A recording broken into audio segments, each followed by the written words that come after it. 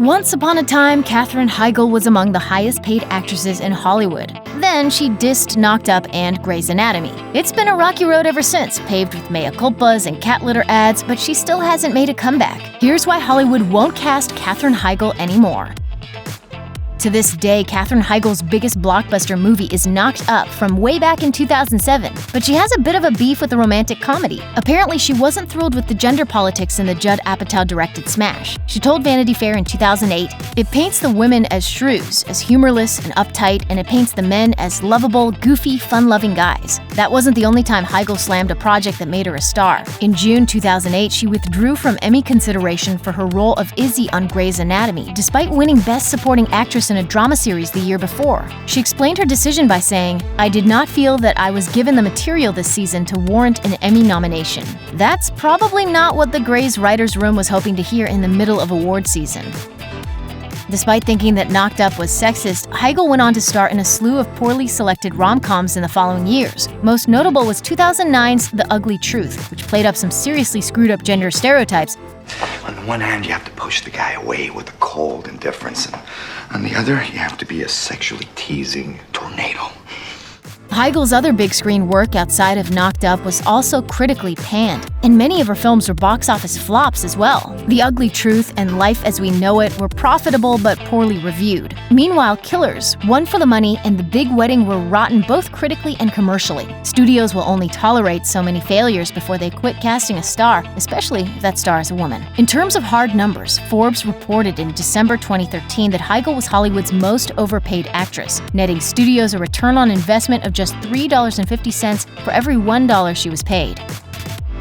In 2013, an insider who worked on Life as We Know It told The Hollywood Reporter that working with Heigl led to desperately difficult situations. This included wardrobe issues, refusing to get out of her trailer, constantly questioning the script, and taking forever to close her deal with the studio. A staffer who worked on 27 Dresses had a similar experience, lamenting Heigl's movie star demands and general sense of entitlement. Despite this, when Heigl was later asked about her difficult reputation, she didn't see a need to apologize. At a 2004 Television Critics Association event, she said, "I certainly don't see myself as being difficult. I would never intend to be difficult. I don't think my mother sees herself as being difficult."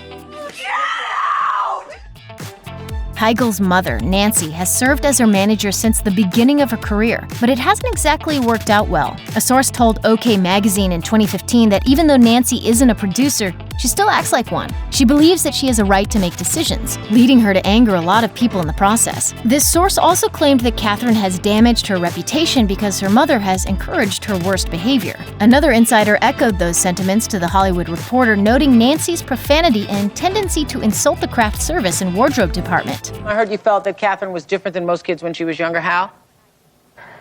Well, not really different. You could recognize her talents very easily. Heigl has reoriented a lot of her recent efforts back to TV lately, but she struggled to rediscover the success she had earlier in her career. The NBC espionage drama State of Affairs arrived with a lot of hype in 2014, but it was canceled after just one season due to lackluster ratings. Her next TV project, the legal drama Doubt, premiered on CBS in February 2017, and it was canned after only 2 episodes aired. Her luck seemed to turn around a bit when she signed on to join the cast of USA's Suits in January 2018. The New York set legal drama is still going strong after 8 seasons, though its ratings have declined a bit since Meghan Markle left the show to become a princess.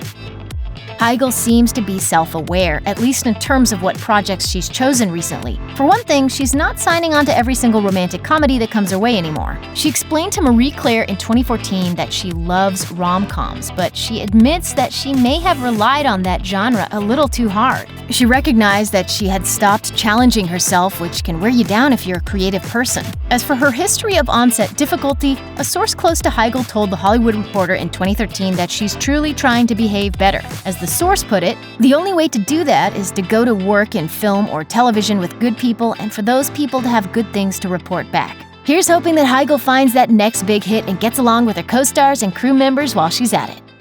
This is my life, David. It's mine!